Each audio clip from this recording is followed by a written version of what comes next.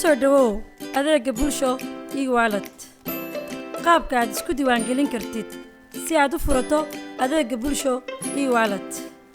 waxaad kala soo degi kartaa Play Store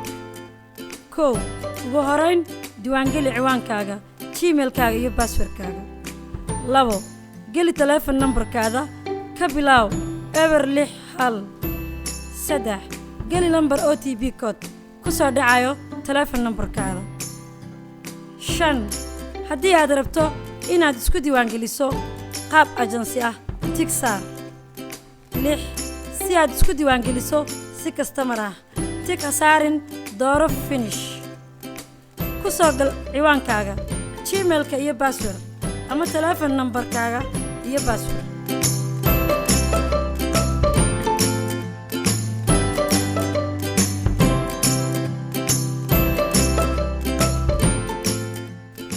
qaabka aad wax uga bedeli kartid profile-ka